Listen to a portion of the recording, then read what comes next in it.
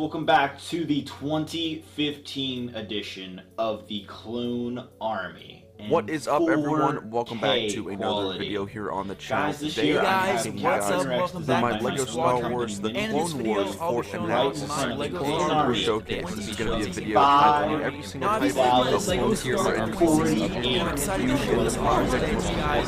First thing here, I'll kind of bring this all down.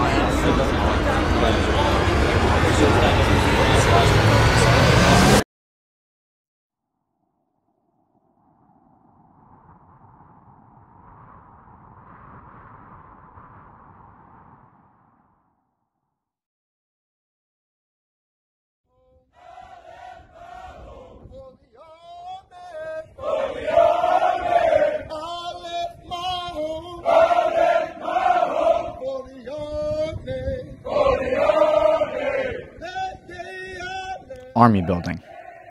One of the most popular activities for LEGO enthusiasts who aren't skilled enough to build MOCs or are just filthy rich. Army builders can be found on nearly every social media platform.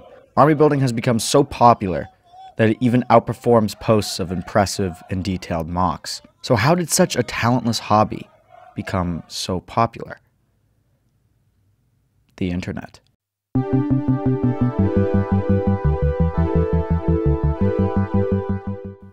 As people became connected online, LEGO fans started to share their collections and creations across the world. It wasn't long before they started posting pictures of their minifig collections. Though almost any minifigure can fall victim to this despicable habit, the majority of army builders collect Star Wars figures.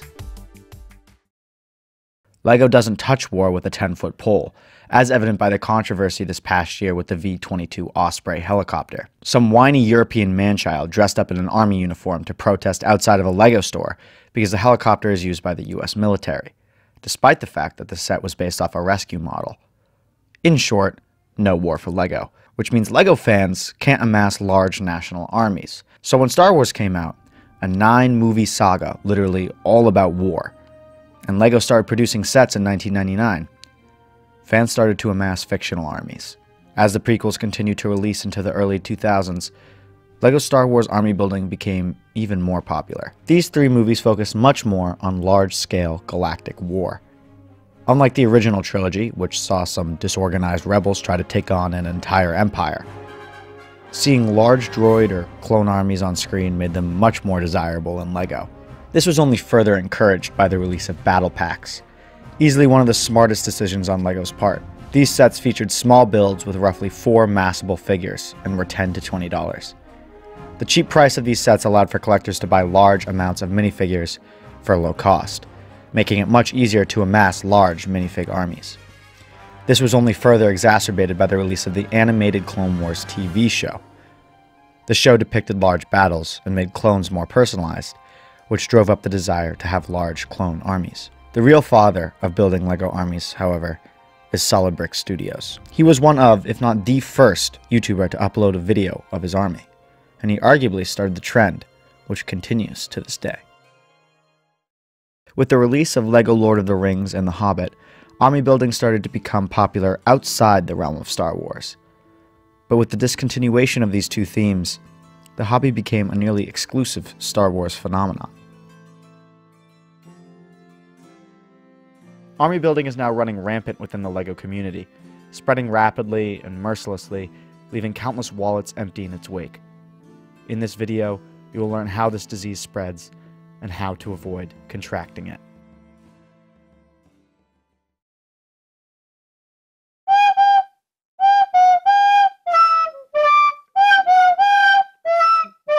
How exactly does the idea of army building get planted in someone's mind?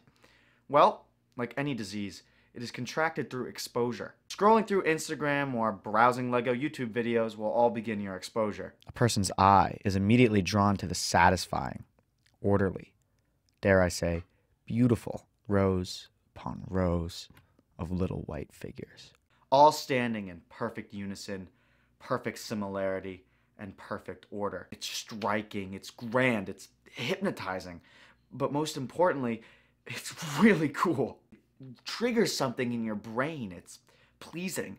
It not only attacks the human desire for order, but also the human desire for material things. Yet, it is unattainable. Once the image is embedded within your mind, there's no deleting it. It festers, romanticizing itself, and the unattainability of a large Lego army just makes it that much more desirable. You search online for deals. First it's Bricklink, then eBay, maybe Facebook Marketplace, and in the worst cases, Craigslist, searching for a way to get your grubby little hands on these plastic figures for a cheap price.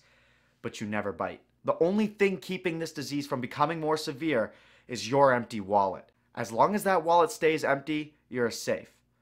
But the second you get some money, it's a trap! Once a little bit of money does come your way, the lingering, harmless disease manifests itself. Suddenly, the romanticized and unattainable dream of owning a Lego army comes into reach. To satisfy this urge, you begin to buy some figures, but only a little bit at a time to start. You only buy figures that were average price, exploiting the deals that you found in the previous phase. The virus in this second phase in particular is most volatile. Depending on how many deals you find and how much money you end up getting, and most importantly how good the deals you find really are, the virus will have more severe or less severe effects. For example, if you're finding fewer deals and are getting less money, then you'll be less inclined to keep buying figures. The worst possible scenario that any Lego fan can get in is that they are receiving extraordinary amounts of money while also finding really good deals. This starts a spiraling effect that's practically impossible to slow down. A patient with these criteria would start by buying the best deals that they can find on nearly all reselling platforms. Bricklink, eBay, Facebook Marketplace, etc. What the patient does by buying all these cheap figures is artificially increase the price of those figures. See, the supply of clone troopers is constantly shifting. In general, they are being bought more often than they are being sold. This increases the price of the figures over time. As this happens rapidly when a patient is purchasing figures, it becomes increasingly hard to find deals that were as good as before. This predicament creates a nasty combination of an impatient person with money. As time goes on, and especially as figures start to arrive in the mail, the desire for more, trumps the desire of finding a good deal. The standards of the patient lowers. Instead of a figure needing to be $1 under an average price, suddenly it's only 50 cents. And then this continues until the patient is buying figures, possibly even over average price, although that is rare. As the patient continues to have more money than usual, the spending will continue to spiral until... No, not death. No, not death. Just regret. Inevitably, during the spending process, you'll look at your large, amassed army of little plastic figurines and think to yourself, what the hell am I doing? What's the point of all this?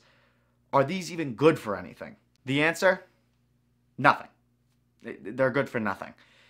Just hear from a recovery of this disease. I am a former army builder. So much money. Tanked into nothingness. I have 100 501st troopers. For what? For clout? Look at my subscriber count. I don't have any clout. For views? My most viewed video is about over-sexualized Lego figures. Does it seem cool? I still don't have any friends. I found out the hard way that telling a girl you have a P2 Captain Rex doesn't make her want to go out with you. Don't do what I did. Just say no. A truly heartbreaking story. Today we are joined by Dr. R. May, an award-winning psychologist and author of the book To Buy or Not to Buy. Doctor, what could the people do at home to avoid contracting this disease? Thank you, Phil. Well, for one, they should stay away from content creators which just flex their large minifig collections. One spreader in particular is this man. I do not even want to utter his name, sorry.